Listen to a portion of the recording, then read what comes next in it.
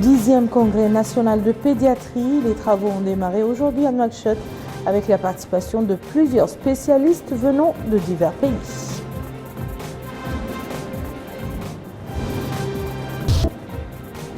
Lancement à Amourj du programme des activités génératrices de revenus avec le financement de 12 projets par le Commissariat aux droits de l'homme et à l'action humanitaire. Mais avant le développement de ces titres, ce message de félicitations adressé par le président de la République, Mohamed Ould Abdel Aziz, à son Altesse Albert II, prince de Monaco, à l'occasion de la célébration de la fête nationale de son pays. Message dans lequel le chef de l'État réaffirme sa volonté d'œuvrer pour le renforcement des relations de coopération entre les deux pays. Venons-en maintenant à la visite d'information et de prise de contact que le président de la République, Mohamed Ould Abdel Aziz, vient d'effectuer dans la wilaya du Tagan. Nous allons nous focaliser ce soir sur l'aspect accueil populaire que les populations du Tagan ont tenu à chacune des étapes à réserver au chef de l'État. Un accueil qui était particulièrement chaleureux, émaillé par toutes les formes d'expression de joie et d'allégresse, qui traduit la satisfaction des populations du Tagan pour les réalisations accomplies dans tous les domaines. Les populations de la wilaya du Tagan ont réservé un accueil populaire, chaleureux et enthousiaste au président de la République, M. Mohamed Ould Abdel Aziz. Une liesse populaire avait régné tout au long des artères empruntées par le président de la République. Hommes, femmes et enfants, tous étaient là. C'est dire que personne ne voulait rater l'occasion de voir passer le cortège présidentiel. De nombreux habitants de cette wilaya se sont massés des deux côtés des routes empruntées par le cortège présidentiel, brandissant des portraits géants du président de la République et des banderoles traduisant les souhaits de bienvenue de cette population. D'autres brandissaient des banderoles louant les réalisations accomplies dans le pays. Certains se sont parés leur plus beau atour pour souhaiter la bienvenue au président de la République. Les chameliers et les cavaliers n'étaient pas en reste. Sur leur monture, ils ont tous exprimé leur joie à l'endroit du président de la République, participant ainsi à la liesse populaire. Une manière de transmettre un message d'adhésion au programme du gouvernement sur instruction du président de la République. En somme, cette visite du président de la République s'inscrit dans le cadre de la stratégie de prise de contact et d'information sur les conditions de vie des populations afin de leur trouver les solutions idoines. Les mosquées sont par essence destinées à la dévotion, à la piété, à la propagation du savoir et de l'islam, ainsi qu'au prêche et non à un islam instrumentalisé politiquement ou utilisé pour des fins personnelles. C'est ce qu'a indiqué le ministre des Affaires islamiques et de l'enseignement originel, Ahmed Ould Daoud, au cours d'une réunion avec les imams. Il a ajouté que l'objectif de cette réunion d'évaluation est d'examiner les voies et moyens propres à dynamiser la contribution des oulémas pour hisser davantage le secteur de l'orientation islamique à travers l'enseignement, l'orientation et la guidance. Il s'agit, a dit le ministre aussi, de passer en revue la politique nationale du secteur conformément aux orientations du président de la République, Mohamed Ould Abdel Aziz. Ahmed Ould Daoud a ensuite expliqué que les imams ont une grande responsabilité en matière de conscientisation et d'éducation de la société, soulignant que l'État a accordé la liberté sur les tribunes des mosquées, tout en veillant à ce que cette liberté ne dépasse pas son cadre licite. Il a ajouté que le département compte sur les ulémas pour servir la Oumma, éduquer les jeunes et les prémunir contre l'idéologie terroriste et autres dérapages. Toujours au chapitre des activités de ce département, l'organisation hier soir d'un forum intitulé « La Mahadra Shingitienne et son rôle dans la résistance à la colonisation ». Participent à ce forum des oulémas, chers de Mahadra et des cadres du département des affaires islamiques et de l'enseignement originel. Abdul Adamaba nous en dit plus. Les participants à ce forum ont planché des heures durant sur le rôle de la Mahadra shingitienne dans la résistance face à la colonisation. Des oulémas, chers de Mahadra, cadres du département des affaires islamiques et autres connaisseurs se sont succédés afin de présenter leur point de vue par rapport au thème en question. Le ministre des Affaires islamiques et de l'enseignement originel, Ahmed Ould Ehel Daoud, a souligné que la résistance de la Mahadra Chinguitienne a pris diverses formes, allant dans le sens de la défense de l'identité culturelle et de la civilisation de la nation mauritanienne. Le ministre a par la suite indiqué l'intérêt accordé par le président de la République à la résistance nationale, indiquant que la Mahadra est une particularité mauritanienne en la matière. Rappelons que ce forum se déroule dans le cadre des festivités commémorant le 56e anniversaire de l'indépendance nationale. Le 10e congrès de la Société mauritanienne de pédiatrie a démarré ses travaux aujourd'hui à Nouakchott en présence de professeurs et de spécialistes du domaine venant d'Algérie, du Maroc, de Tunisie, du Sénégal et de la France. Le congrès, qui se poursuivra 2 jours durant, a pour objectif de relever le niveau des études médicales spécialisées en pédiatrie dans notre pays. Melika Narli. Ce 10e congrès de la Société mauritanienne de pédiatrie a pour objectif de relever le niveau des études médicales spécialisées en pédiatrie dans notre pays. Plusieurs thèmes scientifiques seront discutés, notamment des études et recherches dans le domaine de la nutrition, de l'allaitement maternel, des diarrhées, de l'épilepsie, ainsi que les derniers développements de la recherche scientifique, en plus de l'échange d'expériences sur ce plan. Ce congrès prend en compte les priorités de la santé de l'enfant telles que définies dans notre stratégie nationale de développement du secteur, comme en témoignent les thématiques. La tenue de la présente rencontre scientifique est par essence un champ privilégié de solidarité. En effet, elle permet de tisser et de créer les réseaux scientifiques indispensables pour renforcer la coopération entre les universitaires dont les travaux dans le domaine médical constituent un vivier d'expériences comparatives de grande technicité. Le président de la Société mauritanienne de pédiatrie, le professeur Isselmo Ould Khalifa, a relevé que le congrès s'inscrit dans le cadre de l'activité scientifique et de recherche entreprise par la Société mauritanienne de pédiatrie en collaboration avec les associations similaires pour appuyer les efforts du gouvernement afin d'améliorer le niveau des prestations médicales. On va discuter les thèmes proposés pour cette année et on va trouver des solutions et des mises au point seront activées à partir de ce congrès, Inch'Allah. Et on va parler de la vaccination, le programme élargi de la vaccination. De nouveaux vaccins sont là, commercialisés au pays pour la première fois, comme le vaccin de la rage. À ce 10e congrès de la Société mauritanienne de pédiatrie, qui durera 2 jours, participent des spécialistes du domaine venant d'Algérie, du Maroc, de Tunisie, du Sénégal et de France. Un geste en faveur des populations démunies. Il s'agit du lancement à Amourj, dans le Haut Charqi, du programme des activités génératrices de revenus initié par le Commissariat aux droits de l'homme et à l'action humanitaire pour l'année 2016. Le coup d'envoi de ce programme donné par le commissaire aux droits de l'homme vise à financer 12 projets au niveau de toutes les communes d'Amourj. Autour à Melika Narli. Le lancement du programme des activités génératrices de revenus au profit des populations d'Amourj par le commissaire aux droits de l'homme et à l'action humanitaire s'inscrit dans le cadre de la commémoration du 56e anniversaire de l'indépendance nationale. Ce programme disponibilise à prix réduit les denrées de première nécessité aux populations de la Muqata'a.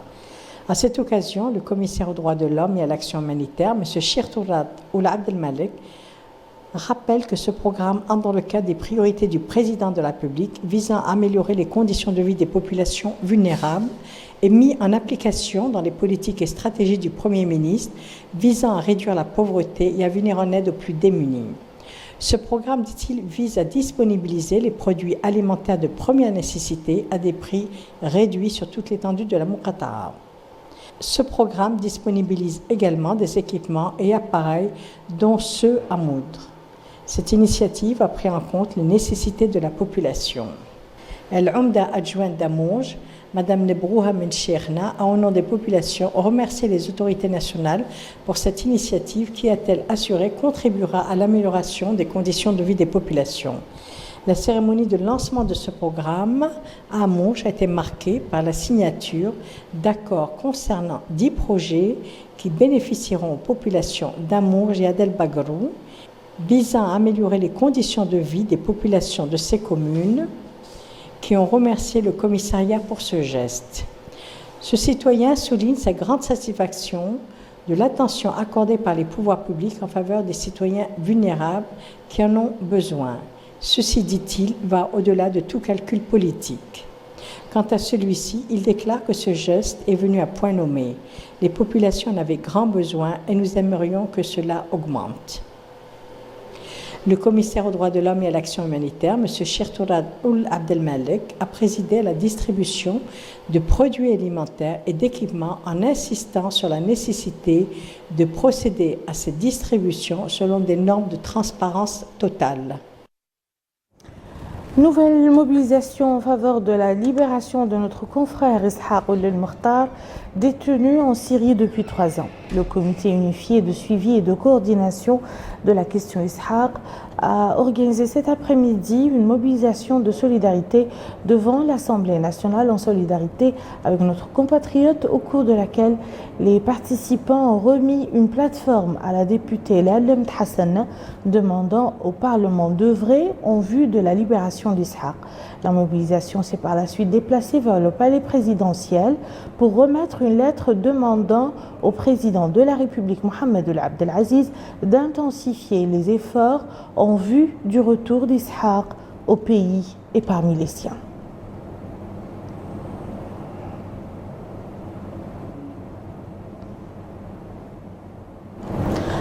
Éduquer pour assurer une adolescence sans danger, c'est le projet auquel s'attelle l'association mauritanienne pour la promotion des surdoués avec l'appui de l'UNESCO.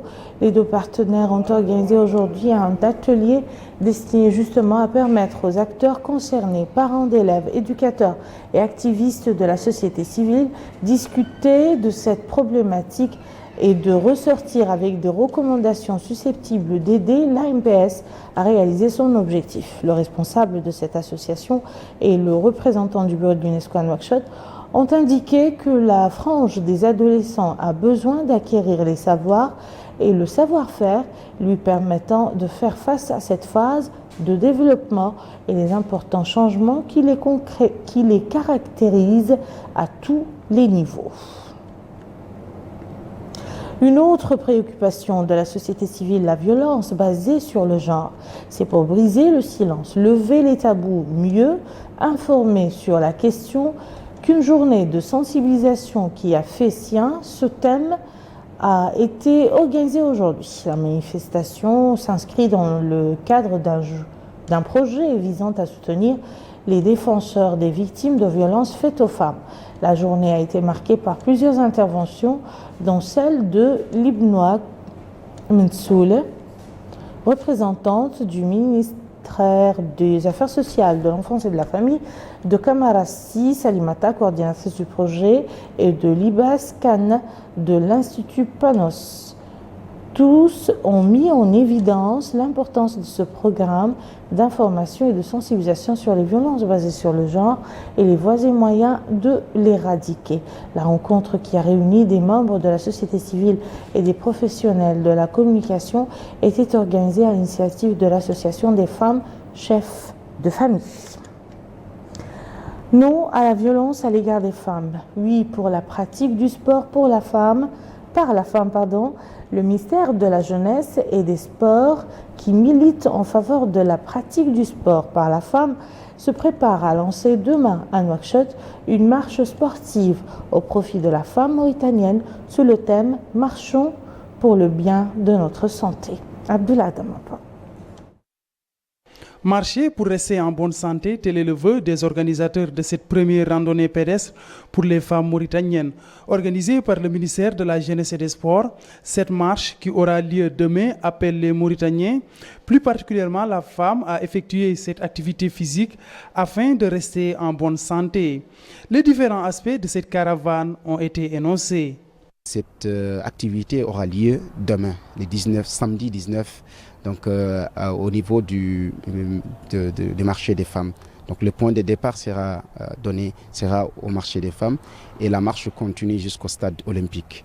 Donc nous les invitons à prendre part à cette activité et surtout de venir à l'heure. Donc le coup d'envoi sera donné à 7h30. Donc nous les convions à venir assister à cette activité, étant donné que la santé, c'est primordial. Il faut rappeler que cette marche est organisée dans le cadre des festivités commémorant le 56e anniversaire de l'indépendance nationale. Parlons à présent culture avec ce colloque organisé par le Centre culturel égyptien en collaboration avec l'Observatoire de la langue arabe sous le thème La langue arabe et la préservation de l'identité arabe. L'occasion pour le directeur du Centre culturel égyptien et d'autres intervenants de souligner l'importance de la langue arabe en tant que langue de science et de travail et d'insister sur la nécessité de la préserver face à l'expansion des langues et cultures étrangères. L'actualité internationale a présent marqué ce vendredi en Syrie par une lutte acharnée dans le nord du pays menée par les forces arabes et kurdes pour déloger le groupe État islamique d'une hauteur stratégique qui leur ouvrirait la route de Raqqa, capitale de facto des djihadistes. Les forces démocratiques syriennes, soutenues par une coalition internationale conduite par les États-Unis, ont lancé le 5 novembre une offensive en vue de reprendre Raqqa et encerclent actuellement une localité située à 25 km plus au nord. L'offensive sur Raqqa est menée simultanément à une vaste attaque des forces irakiennes pour reconquérir Mossoul, deuxième ville d'Irak et autre place forte de l'État islamique dans la région. La guerre en Syrie a fait plus de 300 000 morts depuis 2011. Et au Yémen, les forces pro-gouvernementales ont reconquis une localité surplombant Taz, troisième ville du pays assiégée depuis des mois par les rebelles chiites.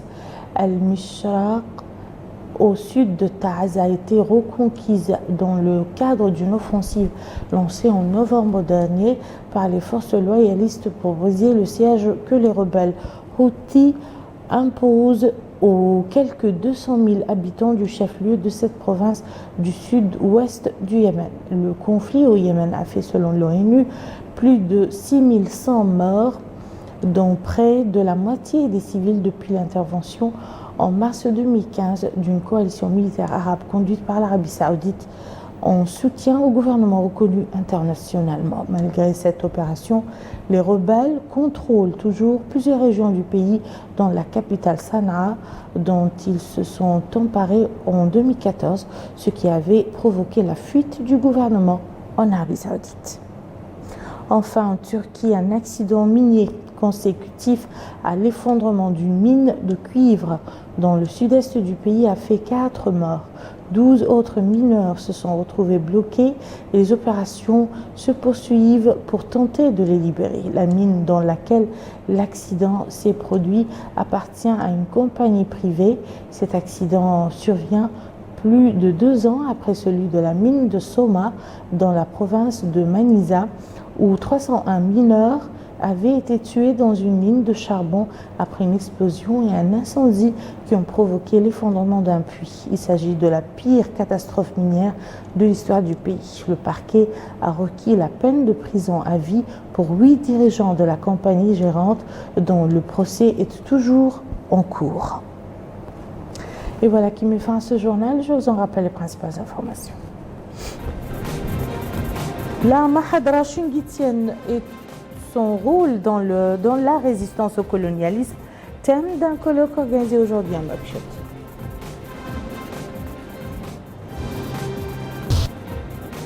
Dixième congrès national de pédiatrie.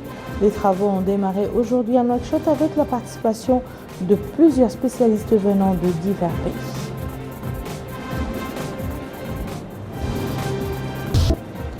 Lancement à Amourj du programme des activités génératrices de revenus avec le financement de 12 projets par le commissariat aux droits de l'homme et à l'action humanitaire. Passez un excellent week-end, à très bientôt, Inch'Allah.